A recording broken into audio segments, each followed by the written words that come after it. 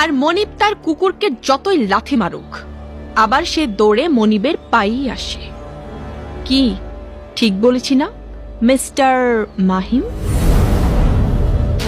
মহল্লাতে আগুন লেগে ঘর পুড়ে গেছে, 50 লক্ষ টাকা দিতে হবে ঘর বাড়ি বানানোর জন্য, আর দায় পড়েছে আমাদের উপর। এতগুলো মানুষের কষ্ট দেখে আমরা তো আর চোখ বন্ধ করে থাকতে পারি না মামা। আমরা তো আর পশু না। আমি তো বলেছি টাকা দেব, তবে মিনিমাম একজন গ্যারান্টার তো লাগবে। তুই তো আবার ওই মহল্লার নাকি হিরো, তোর মতো ছোট লোক তো আর এতগুলো টাকা দিতে পারবে না।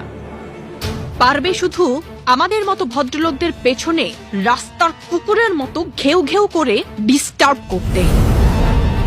তাতে আমরা কিছু মনে করি না, কারণ আমরা জানি কুকুর হাঁটুর নিচেই কামড়ায়, ওপরে না। বাই দ্য ওয়ে, আমরা ওদের